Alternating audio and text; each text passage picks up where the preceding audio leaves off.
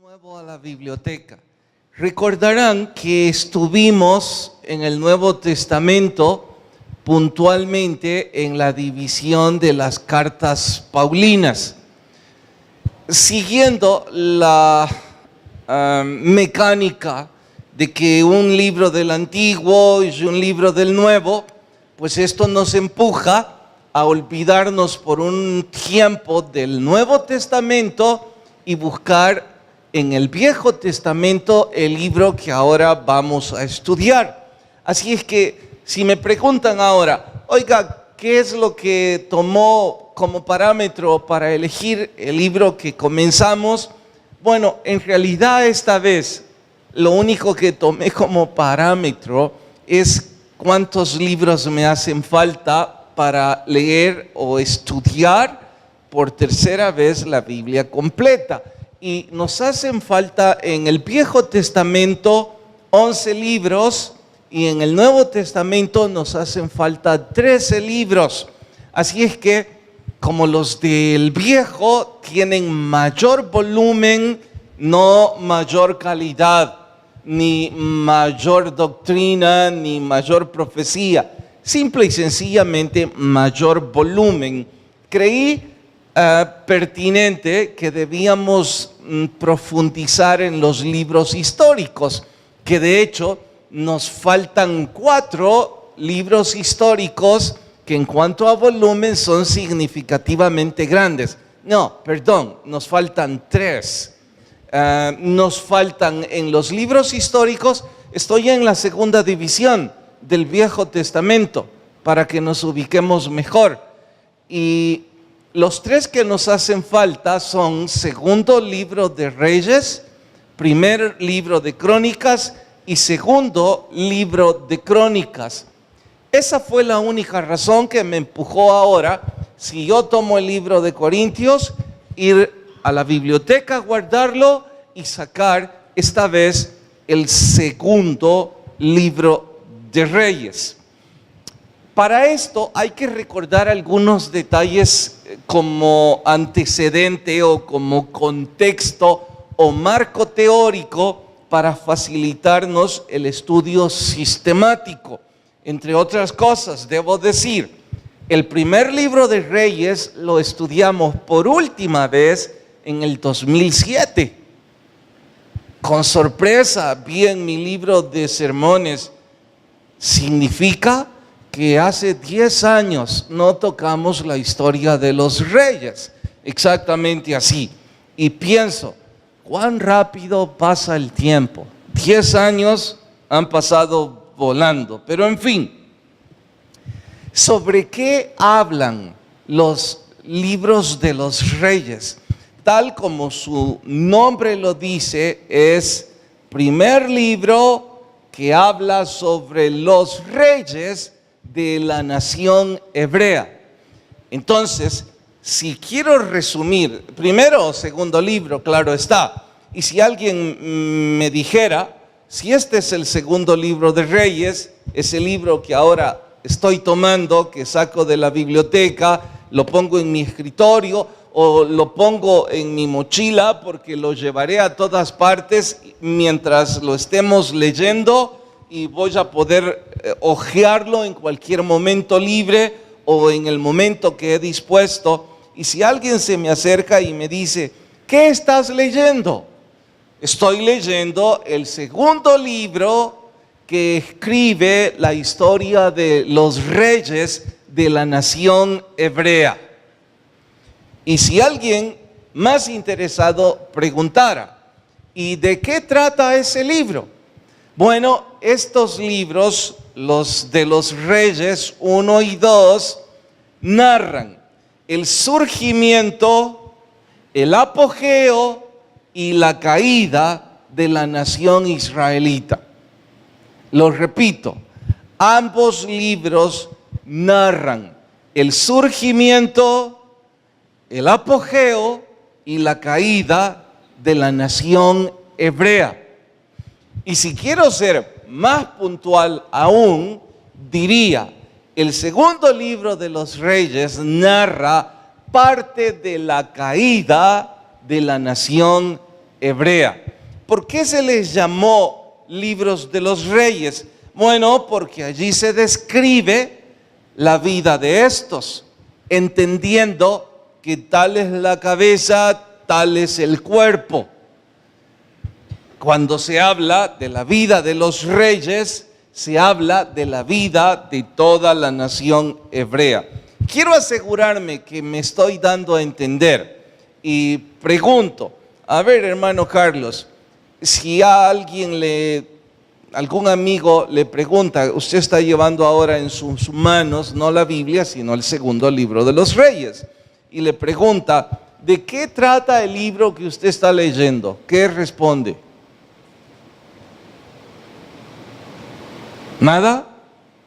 Pero acabo de explicarlo. A ver, hermano Oscar, ¿qué va a responder? La vida de los reyes. ¿La vida de los reyes? ¿De cuáles reyes? De los reyes de la nación hebrea. ¿De la nación israelita? El nacimiento, la cúspide y la caída. ¿Y en cuál de los dos libros está usted? El segundo. ¿Y el segundo a cuál de esos tres aplica? A la caída de la nación hebrea. Entonces, durante las siguientes semanas, lo que vamos a ver es la decadencia de los reyes de Israel. Bueno, hay que recordar también que hubo tres grandes reyes, los primeros tres, que por cierto, como dato curioso, los tres reinaron 40 años. Puntualmente, Saúl, David y su hijo Salomón. Estos tres son como el apogeo de la nación hebrea, aunque desde luego Saúl es el surgimiento. Pero hay otro detalle importante. El reino unificado solo duró con David y con su hijo. Y con su hijo muy poco tiempo. ¿Qué es reino unificado? Estoy dándoles una serie de vocablos necesarios para estudiar este libro, que cuando ya hayamos profundizado en él, no nos vamos a detener explicándolos porque se da por hecho que todos los entendemos. La nación hebrea se forjó en tribalismo, grupos tribales, familias numerosas llamadas tribus.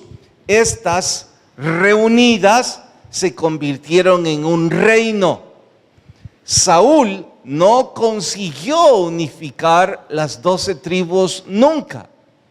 Sí fue el rey de Israel, pero no los 12 grupos tribales le rendían a él el derecho de gobernar sobre ellos.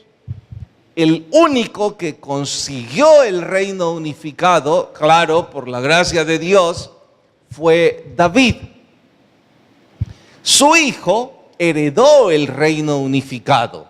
Estoy diciendo, como nunca antes en la historia, las 12 tribus de Israel formaron una sola nación, y a esa sola nación se le llamó el reino unificado de la nación hebrea. Lamentablemente, Salomón provocó la partición de ese reino. Lamentablemente, su necio gobierno hizo que las tribus se separaran, al punto de que en el libro que hoy vamos a estudiar no existe el reino unificado. Lo que existe es dos reinos, y los dos son la nación hebrea. Uno es el reino del norte y otro es el reino del sur. Conforme avancemos, descubrirán que en algunos momentos se habla sobre el reino del norte y simultáneamente se menciona a su rey del sur. Quienes no se familiaricen con esto se van a perder y dirán, no sé de qué está hablando. En español simple es como si dijéramos que de pronto El Salvador se parte en dos y que de los 14 departamentos, un país son 10 departamentos y el otro fueran 4 departamentos, por citar un ejemplo. Eso es lo que sucedió con el reino unificado. El mal gobierno provocó una guerra civil y esta guerra dejó como resultado a Samaria y a Jerusalén, capitales respectivamente del norte y del sur. Les recomiendo, no estoy profundizando ni mostrando mapas ahora porque creo no es atinado aún, pero les recomiendo a la brevedad posible ustedes hacerse de un mapa en donde esté el reino dividido, el reino del norte y el reino del sur. Seguramente en su Biblia hay un mapa al final, no lo busquen ahora, búsquenlo en su estudio en casa, en su devocional personal. Allí busquen el reino dividido, traten de ubicar a Israel, así se llamó el país del norte, y traten de ubicar a Judá, así se llamó el país del sur o el reino del sur. Y estos dos con sus capitales, Israel, Samaria, y Judá, Jerusalén.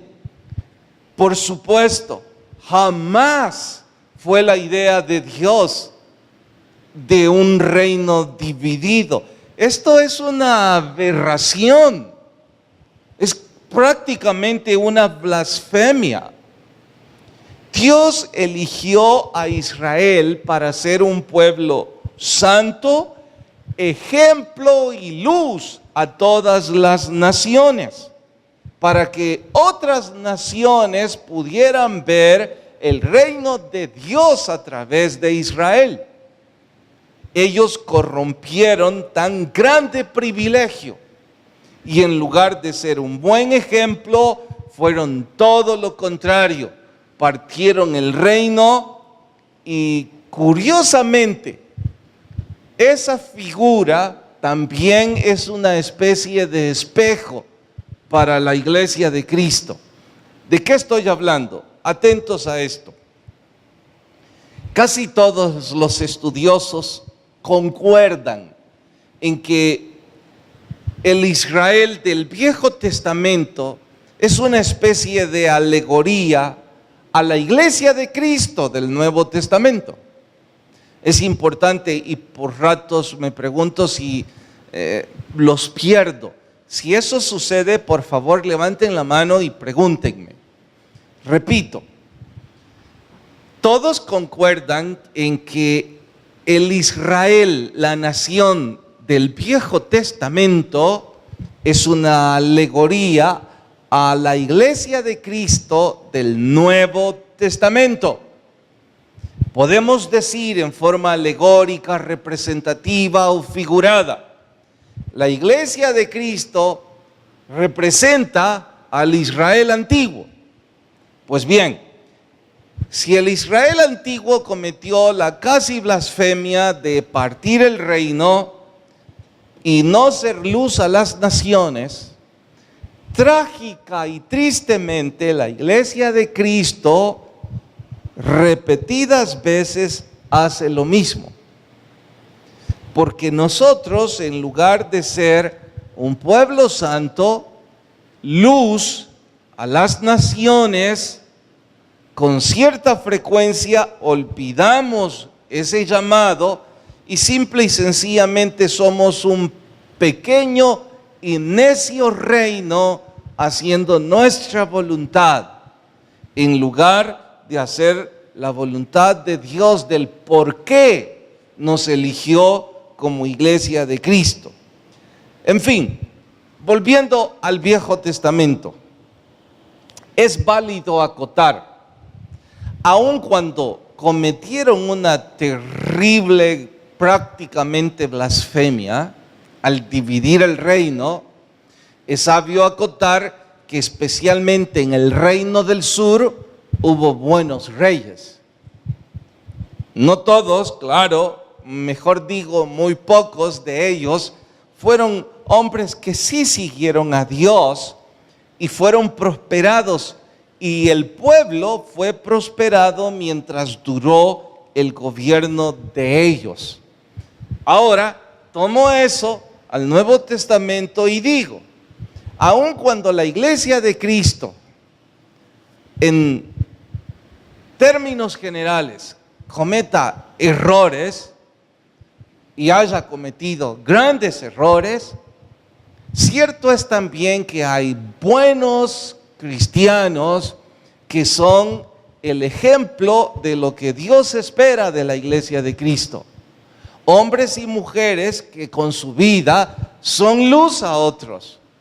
Y esto es emocionante, porque si aquí hubo buenos reyes, podemos tomar sus buenos ejemplos para nosotros intentar seguir sus buenos pasos.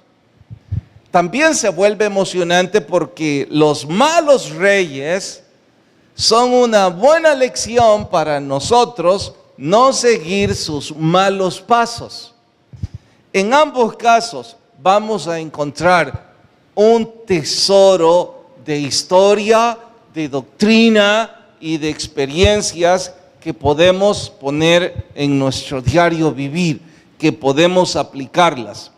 Estoy seguro, estamos hoy embarcándonos en un emocionante viaje. Quienes de ustedes quieran acompañarme, quienes sigan las instrucciones, mire, en serio, esto es como subirse a un bote. Si usted es una de esas personas altivas, necias, que no siguen instrucciones, usted no va a disfrutarlo. Los expertos dicen al subir a un bote que usted debe tener cuidado porque es fácil marearse. Algunos incluso llevan siempre pastillas contra las náuseas y las dan antes de empezar a navegar. Ellos tienen mucho cuidado con respecto al sol porque la insolación mar adentro puede ser terrible, especialmente para quien nunca ha sido parte de eso. La sal del mar, el sol y todo esto puede provocar de inmediato una insolación, una deshidratación y usted no disfrutar nada. Bueno, eso va a suceder quienes no sigan instrucciones, quienes estén prestando caso omiso de qué se trata el libro, de qué historias vamos a hablar, quiénes son los reyes, de que hay que buscar un mapa, la división del reino. Quienes de ustedes no presten atención a eso, yo me voy a esforzar. El próximo miércoles, por ejemplo, vamos a aplicarlo a la adivinación y a la hechicería. Y quienes no sigan las recomendaciones, creo van a entender sobre la adivinación y la hechicería. Pero entenderían mucho mejor si todo el marco teórico lo están aplicando en su diario vivir. Bueno, esto y más vamos a estudiar en el sermón de hoy titulado Introducción al segundo libro de Reyes. Vayan en su Biblia hasta ese libro, por favor. Capítulo 1. Segundo libro de los Reyes, capítulo 1. ¿Listas sus Biblias? Entiendo que viajar del nuevo al viejo les va a hacer pasar unos minutos. ¿Pero ya listos? ¿Sí, amén? Dice, capítulo 1, verso 1. Después de la muerte de Acab, se rebeló Moab contra Israel. Y Ocosías cayó por la ventana de una sala que tenía en Samaria. Paren. ¿De dónde es Samaria? ¿De dónde es Samaria? El reino del norte. Son las cosas que usted las va a ir entendiendo fácilmente si sigue instrucciones. Bueno, y estando enfermo, envió mensajeros y les dijo: id y consultad a Baal-Zebub, dios de Ecrón, si he de sanar de esta mi enfermedad. Hasta ahí leemos y oramos. Señor, por favor, habla a nuestras vidas y que podamos crecer en el estudio de tu palabra. En Cristo Jesús, amén. Bueno, el primero y el segundo libro de Reyes fueron desde el comienzo una sola unidad. Estoy diciendo, y ojeen por favor el capítulo, tomen el capítulo 1 del primer libro. ¿Lo hicieron ya? ¿Sí? Y vayan en sus Biblias hasta que termine el segundo libro de Reyes, que es el capítulo 23, 25. ¿Lo hicieron? ¿Pueden hacer esto? ¿Ya? Bueno, ¿todos lo han hecho? Bueno, todos los que traen Biblia. ¿Sí? ¿Sí, amén o no amén? Tengo que explicarles. Este es un solo libro. Nunca fueron dos libros. Fue escrito como un solo tomo. Por eso dije una sola unidad. ¿Qué es lo que sucede? Los estudiosos modernos, los que compilaron los 66 libros de la Biblia, concluyeron que para estudiar sistemáticamente la Biblia, así como lo hacemos en esta iglesia, versículo por versículo, estudiar un libro de este volumen se volvería mucho más difícil. Para facilitar la referencia histórica es que ellos parten primer libro y segundo libro. Notaron que al principio del capítulo 1 del segundo libro no parece haber ningún saludo ni ninguna introducción, solo dice después de la muerte de Acab. Acab muere en el último capítulo del primer libro. Entonces, ¿por qué parece todo eso? Porque era un solo libro, que es más sencillo para referencia estudiarlo como dos libros en buena hora. De hecho, yo creo que aquí abona también el paréntesis. Los capítulos y los versículos tampoco están en los originales. Esos mismos que compilaron los 66 libros pusieron capítulos y versículos.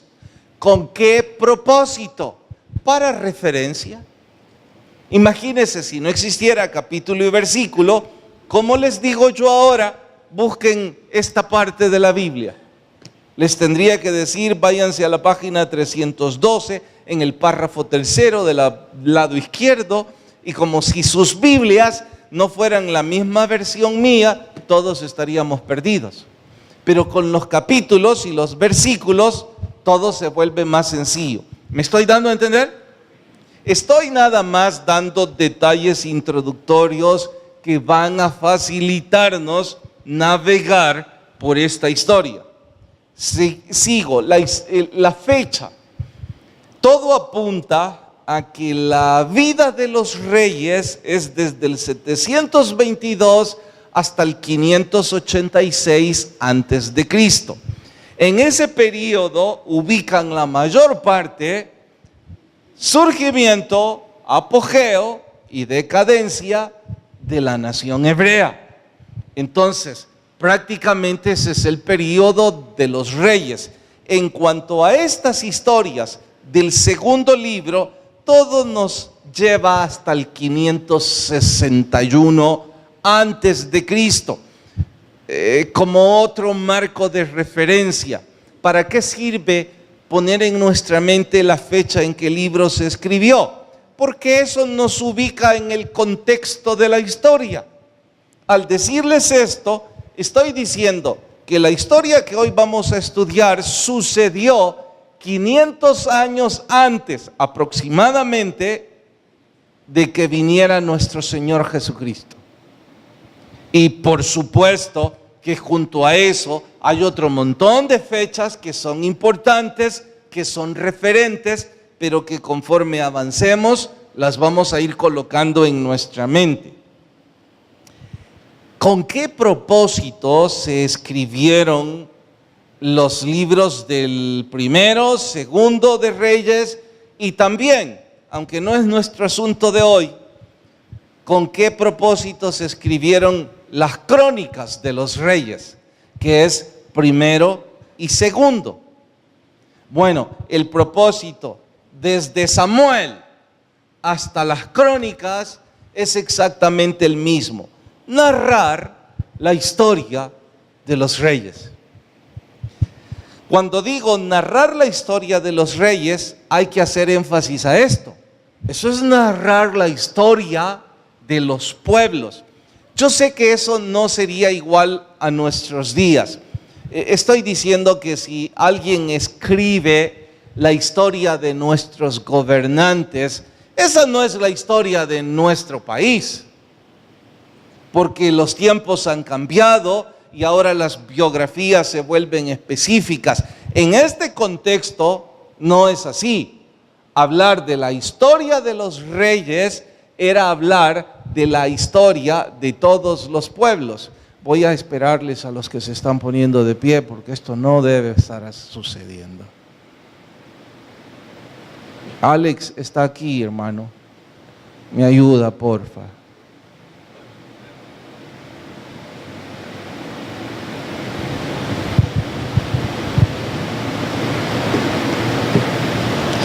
Bien, ¿dónde andaba?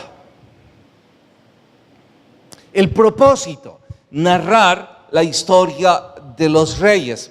Ahora, aquí hay una premisa en esta historia. Tal es la cabeza, tal es el cuerpo. Estoy diciendo que si el rey era un mal rey, pues el pueblo también. En esta historia, no siempre es igual, pero en esta historia ese es el común denominador. Como también se vuelve común denominador de que surgía un buen rey, hacía reformas y el pueblo pues se volvía a Dios. Siempre hubo excepciones, desde luego, y estoy haciendo énfasis porque debo acotar que no estoy culpando a los reyes, ni la historia está culpando a los reyes de maldad, y que ellos son los culpables de la maldad de todo el pueblo. Tanto el pueblo como el gobernante forman parte de esa unidad. Déjeme decirlo así: en nuestro país he escuchado gente hablar en contra de los últimos gobernantes de nuestra patria. Y lejos estoy de quererme meter en asuntos o preferencias políticas, pero es un buen ejemplo, ya que o han ido a prisión o están siendo perseguidos presidentes de ambos partidos políticos mayoritarios. Entonces escucho personas diciendo: mire la clase de personas que nos gobiernan, por eso estamos tal como estamos, por el mal ejemplo, y ellos son la cabeza. Cierto es que los líderes, los que mayor influencia ejercen sobre otros, mayor responsabilidad tienen delante de Dios, pero no es cierto que nosotros como pueblo no tengamos responsabilidad.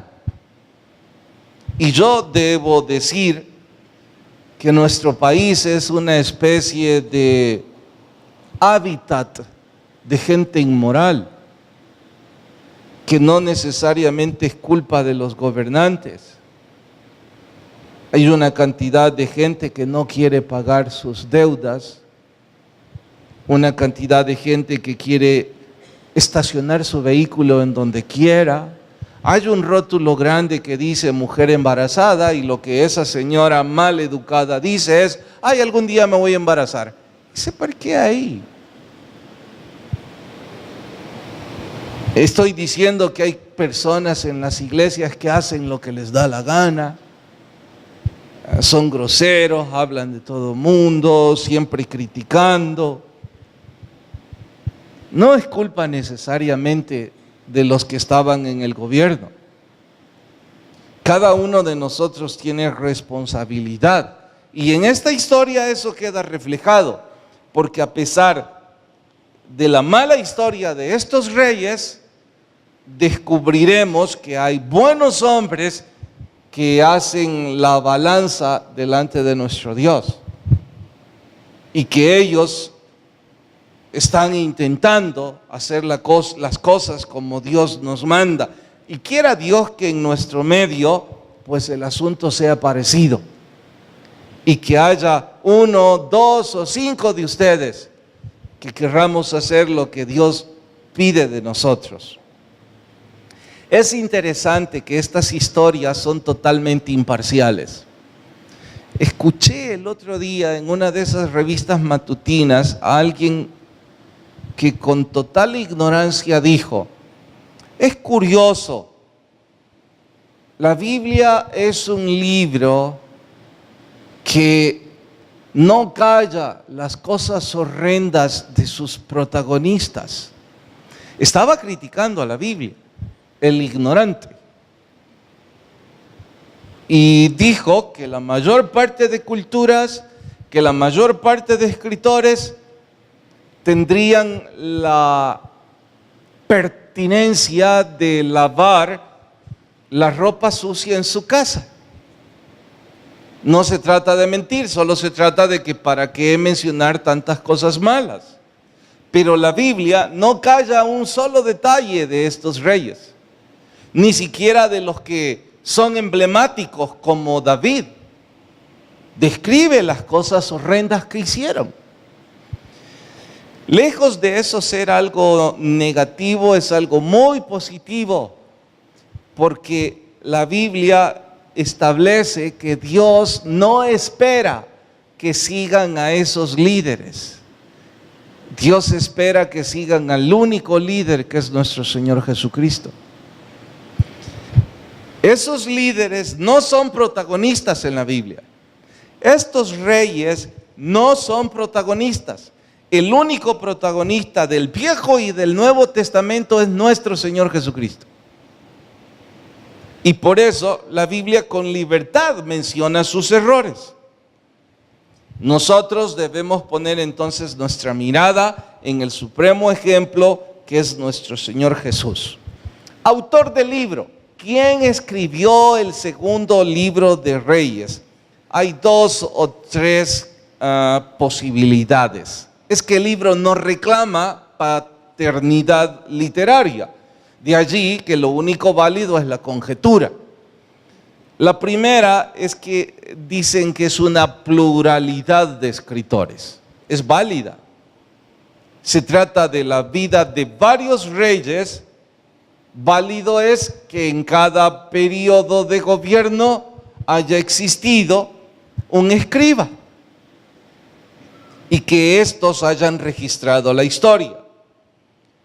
La segunda posibilidad es la misma, pero suman esto: que esos varios autores, esos varios escritos, fueron compilados todos por Jeremías, y que Jeremías es el que finalmente registró el primer libro de Reyes.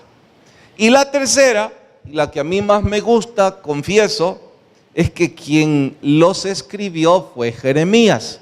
Si me preguntan, oiga, ¿y por qué prefiere la última?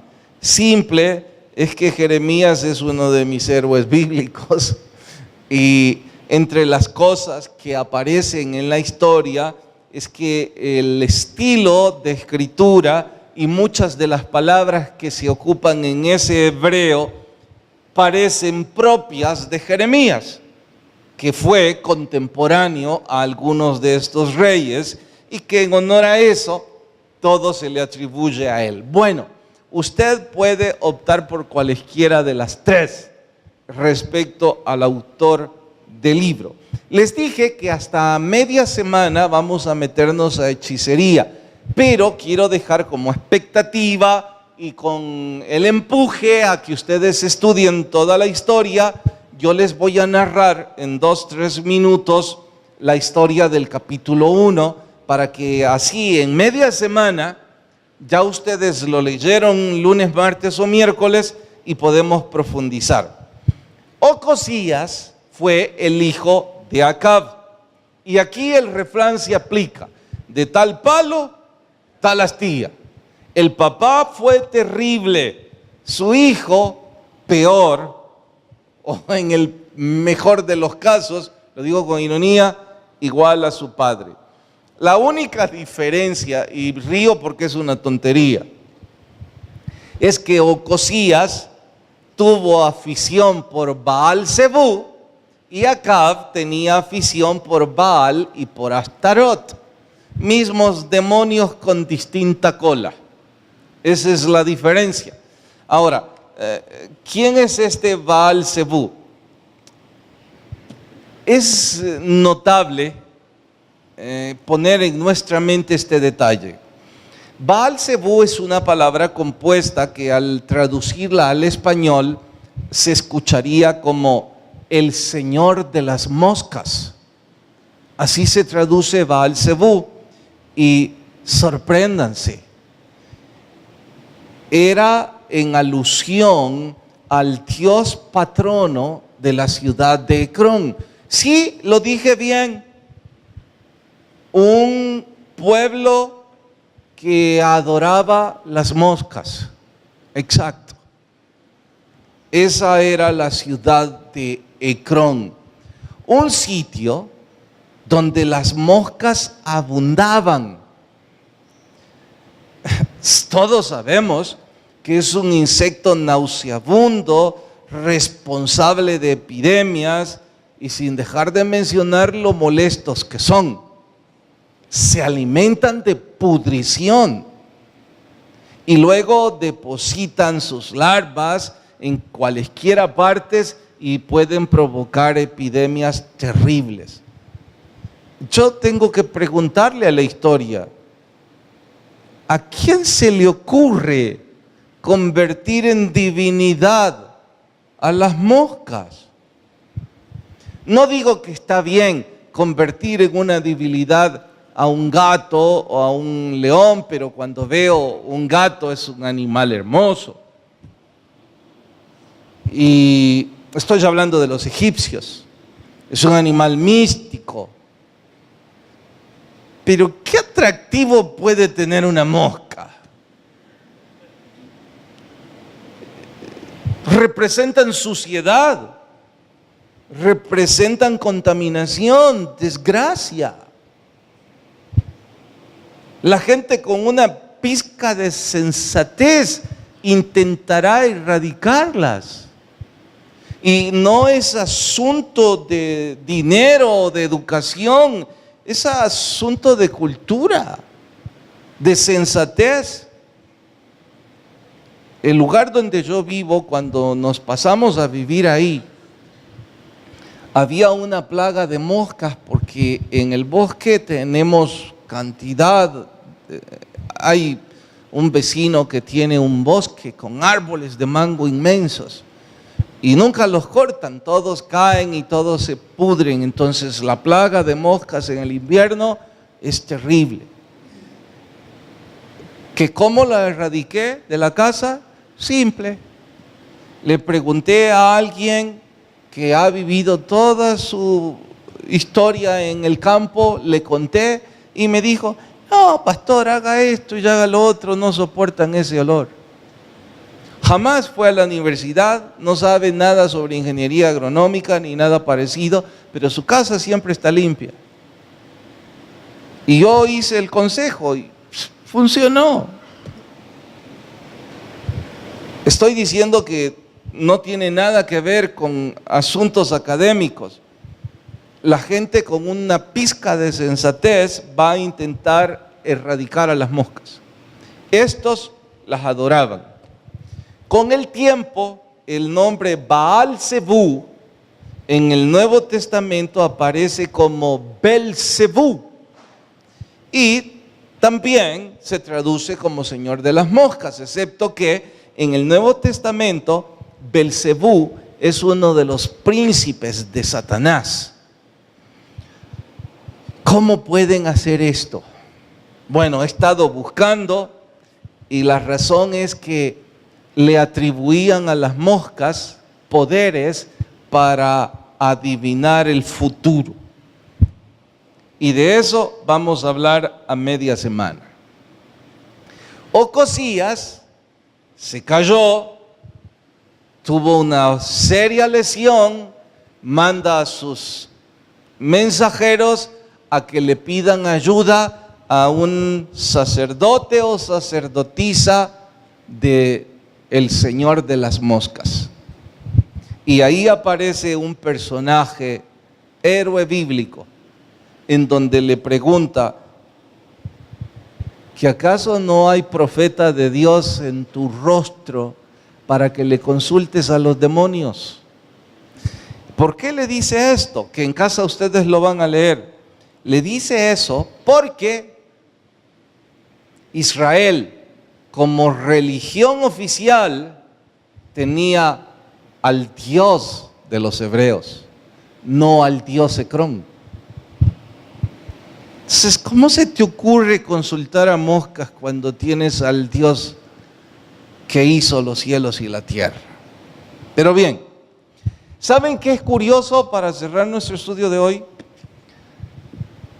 Ninguno de los reyes ha sido medido en este libro por sus logros académicos, empresariales, económicos o cualesquiera otras áreas.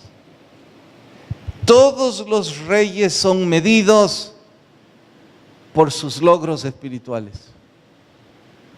Pastor, ¿de qué está hablando? Estoy hablando de que han existido en la historia buenos gobernantes en cuanto a progreso. Han construido grandes carreteras, nadie lo puede poner en tela de duda. Han tenido una época de oro en cuanto a cosecha.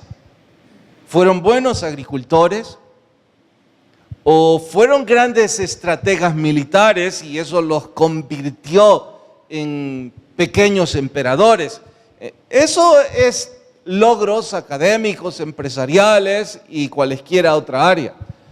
Pero ninguno de ellos es medido con esa regla. Todos son medidos espiritualmente. Su cercanía a Dios, su servicio a Dios y su responsabilidad ante el prójimo. Esto es una gran lección para mí y para usted. Espero que usted sea un hombre o una mujer con grandes logros, que se sienten orgullosos por haber alcanzado títulos profesionales o están muy satisfechos por el desempeño de su negocio o de su empresa ya. Empezó como una tienda pequeña, ahora tiene varios empleados y está muy orgulloso u orgullosa de eso. Algunos jóvenes orgullosos de sus talentos y cómo su vida se va desarrollando.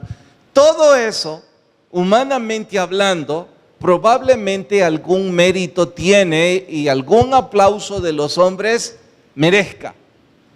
Pero ante el cielo, sus logros no importan una pizca siquiera. En la eternidad no han de preguntarnos si tenemos algún título académico, si tuvimos casa o no la tuvimos, si tuvimos coche o fue prestado, si teníamos dinero en el banco o no, si teníamos reputación o no. En la eternidad se nos toma en cuenta si amamos a Dios o no. En la eternidad se nos toma en cuenta si servimos a Dios o no. Allí se nos preguntará cuál es su ministerio. Hay personas que entran a la iglesia con cierto aire de satisfacción y de vanagloria por sus logros humanos.